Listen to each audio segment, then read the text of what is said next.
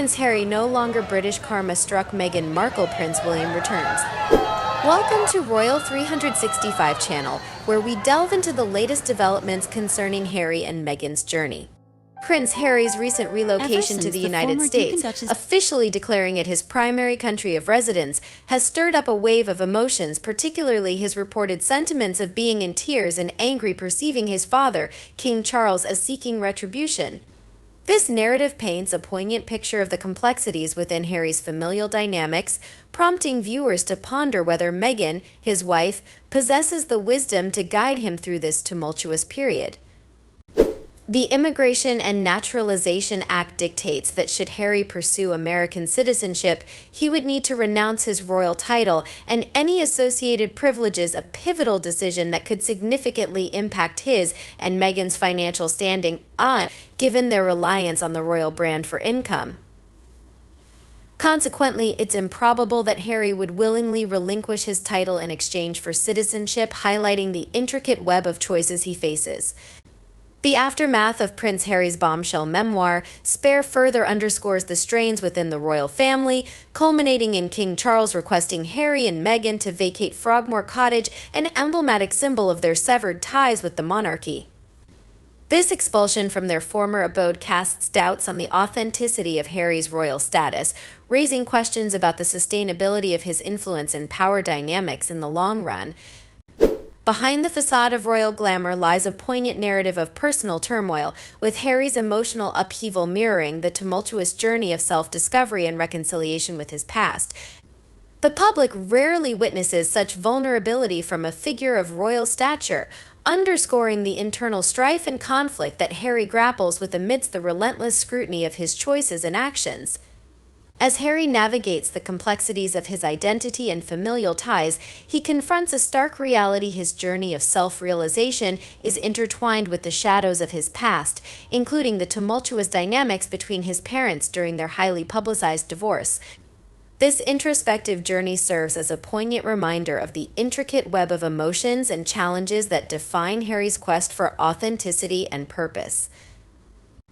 The irony is palpable. How could one expect to luxuriate within the confines of Windsor Castle, enjoying round-the-clock security funded by British taxpayers, without fulfilling any public duties?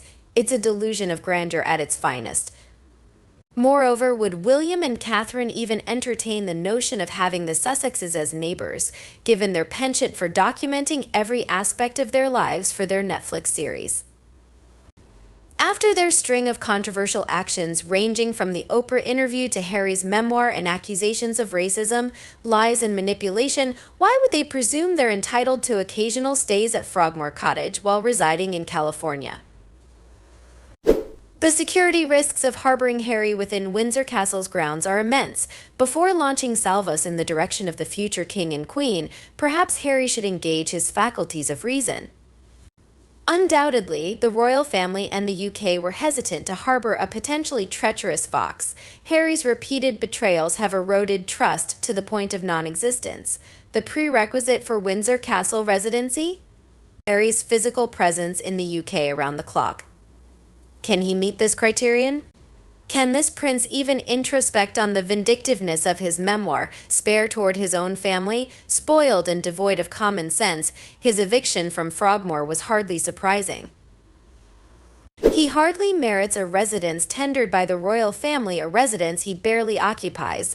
Expecting free oranges from the orangery to be shipped to Montecito, Meghan's preference for lemons speaks volumes about their disposition. To vilify one's own family and then anticipate gratitude? Such folly. Harry wasn't evicted, his lease was up for renewal, a renewal he chose not to pursue. Charles, exercising his rights through the Crown Estate Commissioners, acted accordingly. Had Harry shown restraint in his attacks on his family, perhaps leniency would have been granted. Yet, his desires remain unfulfilled. His sporadic visits to the UK hardly justify the need for Frogmore Cottage to lie vacant. Funny how he can brandish vindictiveness toward his family with impunity. After the litany of accusations Harry leveled against his family, it's incredulous to perceive his father as the vindictive one. Spare was the proverbial last straw. Or should we stop addressing Charles as father? Does he even merit the title? The image of Harry sobbing over unmet desires seems all too plausible, but perhaps it's Meghan who's more likely to be found weeping on the floor, given her proclivity for such displays. Given her propensity for cutting people out of her life, it's not far-fetched to consider her as the true orchestrator behind Spare. After all, Harry had ample opportunity to pen his memoirs before her arrival, if grievances were truly his motive. Isn't it amusing? Why would one expect to luxuriate within Windsor Castle's grounds with 24-hour security funded by British taxpayers without undertaking any public duties? It's somewhat delusional. Would William and Catherine desire the Harkles as neighbors while they document everything for their Netflix series? After their disgraceful behavior, Oprah, Spare racism allegations, lies, manipulation, anti-royalty interviews, etc., why should they be permitted occasional stays at Frogmore while residing in California? Having him on Windsor's grounds poses a significant security risk. Before launching missiles at the next king and queen, perhaps he should engage his reasoning powers. The royal family and the UK didn't want to raise a dangerous fox. Harry's betrayals have eroded trust. For residency at Windsor Castle, he must be present in the UK 24/7. Can he comply? Can this prince even reflect on how vindictive his book Spare was to his family? Spoiled and lacking common sense. Evicted for losing the keys. He doesn't deserve a residence provided by the royal family that he rarely occupies. Perhaps they expected their oranges in the orangery to be shipped to Montecito for free. Oh wait, Meghan prefers lemons, doesn't she? Sweetness isn't suitable for either of them. Do you criticize your family, Harry, and expect gratitude in return? Never bite the hand that feeds you. What nonsense. He wasn't expelled, his lease was up for renewal, which he chose not to pursue, so Charles the King acted within his rights through the Crown Estate Commissioners. If Harry hadn't attacked his relatives so aggressively, he might have been granted some leniency. It just goes to show that Harry doesn't always get what he wants. He rarely visits the UK anyway, and when he does, it's always a quick trip. So why does he need Frogmore Cottage sitting empty? It's ironic how he can be so vindictive towards his family. After all the criticism Harry has directed at his family, I can't fathom how he could see his father as the vindictive one. I believe Harry's memoir, Spare, was the final straw. Or should we stop calling him father? Is he even qualified? I can imagine him crying like a baby if he doesn't get what he wants. I'd be pleased to see that. Although it's more likely Meghan would be the one crying on the floor, considering her tendency. I still suspect she either wrote Spare or coerced Harry into writing it, as that's her style when cutting people out of her life. And Harry had plenty of opportunities to write his memoirs before Meghan entered the picture. If he thought his dad was mean and vindictive, what did he think Spare was? It's about time he stood on his own 2 feet and made his own way in the world. Their expectations were clear: a free house. Nice one, Harry, says Meghan.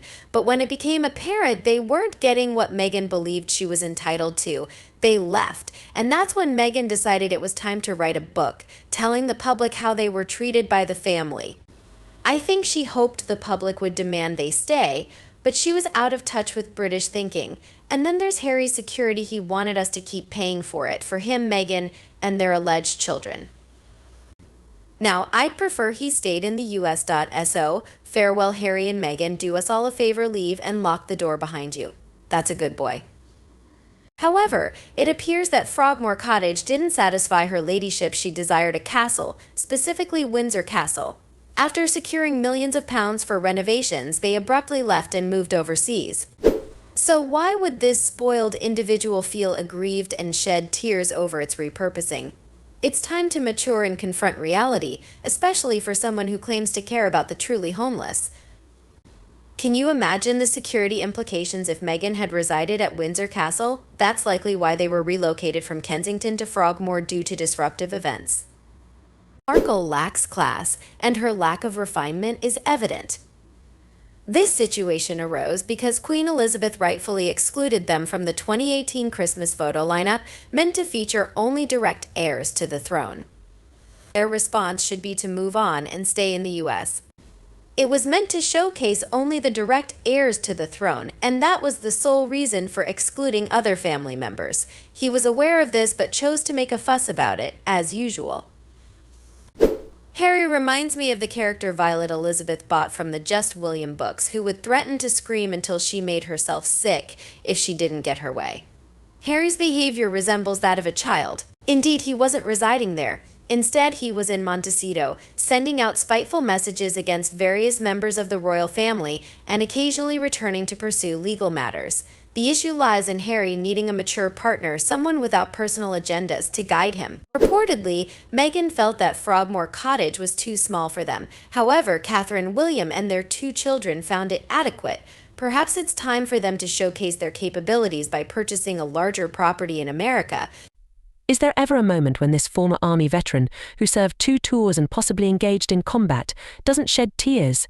I want to express gratitude to all ex-servicemen and women, regardless of their frontline roles, for the life I've enjoyed thanks to their sacrifices. Expressing gratitude is simple, but I wish I could find more profound words to convey the significance of your efforts and sacrifices. I've lived a peaceful life due to my age, but I understand that many of you have endured immense hardships. My attempt to acknowledge your contributions feels inadequate. So, to all of you, regardless of gender, rank, or where you served, thank you. There's little need to discuss Harry. His efforts to disparage his family, particularly for financial gain, are entirely his own choice. As a non-working member of the royal family, he forfeited any entitlement to state support or assistance from his family. Whether it was his decision or his wife's influence, their move was supposedly for privacy and to carve out their own path. However, this justification seems dubious at best. Despite once admiring him, I've been profoundly disappointed in the transformation of Diana's son into the person he is now. His desire to be financially supported by Britain or his father demonstrates a significant deviation from the right path. He must take accountability for his decisions and not expect special treatment. Even his title now seems more like a joke, and his continued role as a Councillor of State is a serious mistake. In essence, the Duke and Duchess difficult resemble the Peter Pans of Neverland, where nothing is ever their fault, responsibility is shunned, and others' needs are ignored. Their behavior aligns with a personality disorder starting from psychopathy and ending with pathology. They fail to foresee the consequences of their actions and words. Hasn't Harry realized yet that the life he thought he wanted is not what he expected? He will have to finance it himself, which is likely not what he envisioned. Who would employ a emotionally stunted, middle-aged man with no experience in work, alongside a wife who married him for his status but now resents him for losing it? Conversely, considering Duchess Difficult's upbringing, one might assume she would relish living in Frogmore Cottage, especially after spending PS2.4 million on its refurbishment. However, it seems that nothing satisfies her ego, not even a residence with 16 bathrooms. So, they have to earn their money first. Neither of them has a profession or a job and seems to rely on their wits. Moreover, they live a lifestyle akin to billionaires, with private jets and her extravagant designer clothing. They are such entitled individuals. It seems that Meghan exerted considerable effort to captivate Harry's attention and ultimately win him over. It appears she was enamored with the notion of having an address that befitted a princess, akin to those in fairy tales. However, the address she secured was Nottingham Cottage, hardly befitting the image of a palace that princes typically reside in stories. In fairy tales, princes don't reside in cottages unless they're in disguise temporarily. So she persuaded Harry to request living in Windsor Castle, a more fitting address for the wife of a prince. Unfortunately, the term at Windsor, which she may have used to sound nonchalant about the castle aspect, encompasses various properties, including Frogmore Cottage, yet another cottage. She didn't marry a prince to live in a cottage. Who did they think she was? Despite my inherent kindness, I feel compelled to tell Harry and Meghan don't expect sympathy, Harry, or pity, Harry. You were raised in an environment where actions rarely had consequences, and if they did, there was always someone to bail you out. Welcome to reality, Meghan and company. You've brought all this upon yourselves. I hope Harry matures after experiencing such harsh realities. The root of his anger and resentment is his failure to comprehend that he has essentially been ostracized from the royal family. While he still holds a title, it's become meaningless due to his actions tarnishing the monarchy. He must realize that being royal, the son of a king, doesn't guarantee forgiveness. The higher one's position, the more upright and exemplary one must be to set a standard for others. It's truly unfortunate for Harry now he must come to terms with his situation, which brings joy to many: his father's indifference, his brother's indifference, no sense of belonging, no one to turn to when he falls, and a sense of failure. Foolishly, he's lost everything. He can't expect to keep a home owned by the British people while continuously criticising them. If Charles hadn't heeded his advisers, the public would have demanded Frogmore back. If they desire a home in the UK, they should purchase one themselves. Harry must wonder if they made the right decision during their time as royals. They worked for just 56 days and had everything handed to them. Now it seems they struggle daily to make ends meet, resorting to selling homemade jam and trinkets. Harry needs to reflect on his actions. He and his wife are the only ones who have been vindicated. King Charles spent £32 million on their wedding, arranged for a gospel choir, and even escorted Meghan partway down the aisle. Yet all they've done is exploit their family and spread lies to earn money. Harry serves as a stark example of someone who becomes a bad person when they defy their parents, betray their family, and will undoubtedly meet an unfortunate fate. Ironically, Harry believes he's the only one who experiences hurt feelings. He conveniently forgets to mention how he criticised his own father to Oprah, falsely claiming that Charles had cut off his funds. Meanwhile, Charles was financially supporting them to live in America for an entire year, free of charge, to see if Harry liked it. Playing the victim has become tiresome, and people are growing weary of their constant complaints. Harry lacks the emotional maturity to recognise that others have feelings. Everything now revolves around him. Previously, his actions went unchecked, shielded by the palace and the very men in suits he despises. However, with Meghan, his misbehaviour is laid bare for all to see, without any protection. He needs to understand that actions have consequences, but instead, he continues to indulge in self-pity. Indeed, he resembles a privileged child throwing tantrums. Accusing his father, King Charles, of being vindictive is ironic, considering the vindictiveness displayed by Harry aided by Meghan.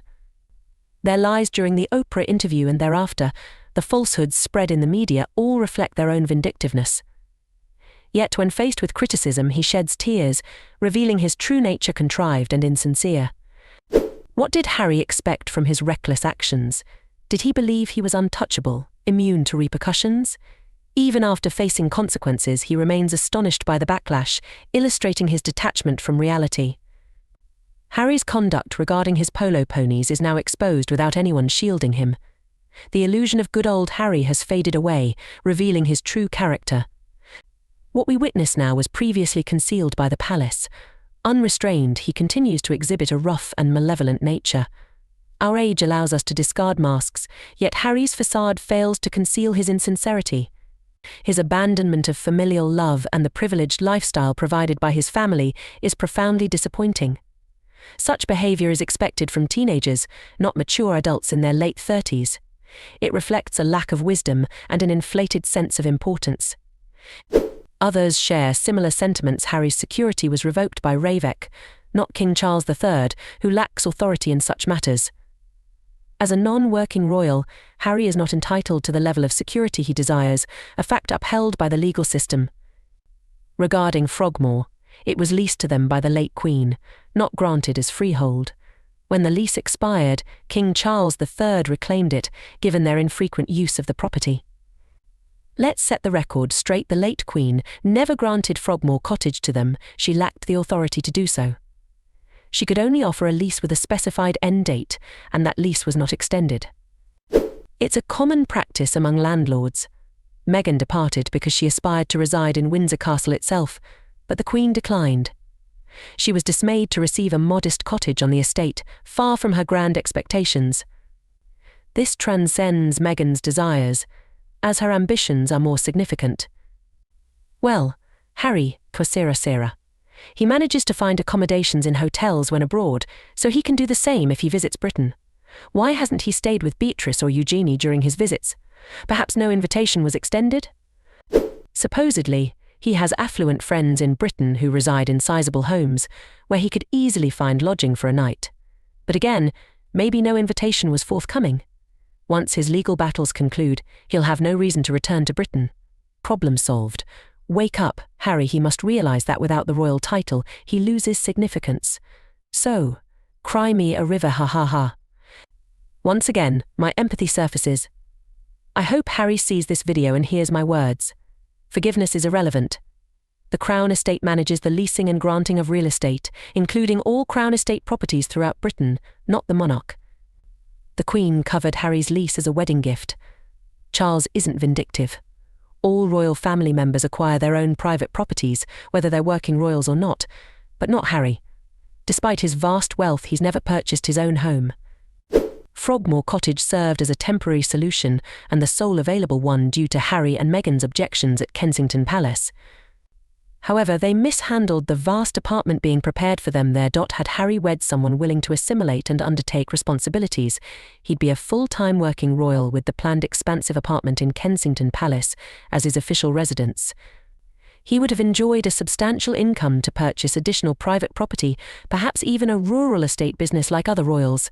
You don't receive things for free simply by being part of the family. Any complimentary provisions come from taxpayer funds in exchange for royal duties. Otherwise, you procure or lease your own accommodations. It seems Harry has always sought someone to blame, even nearing his 40s, without realizing the consequences of his actions. He stepped down, relocated to Los Angeles, and acquired $1 million home. Frogmore Cottage was part of his duties as a working royal, and it was his responsibility to assume the lease payments. It's worth noting that he sublet the property to Eugenie and Jack for a while, which for ordinary people would be unlawful. When the lease expired, he had two options: renew it and pay the market rate, or relinquish it. Only Harry anticipated his father to renew and finance the lease on his behalf. You can't publicly malign your family to Oprah Winfrey and expect them to cater to your desires. It appears they expected the family to beg for their return, offering them anything they desired. That concludes our video series. Thank you for watching. We'd love to hear your thoughts on this matter. Do you consider Harry foolish? Is Meghan astute or equally matched with Harry? Please share your comments below. If you have any suggestions for future topics about the royal family, feel free to let us know. We hope the video resonated with you. Don't forget to support us by liking, sharing, and subscribing to our channel. Farewell, and we'll see you in our next Royal 365 video.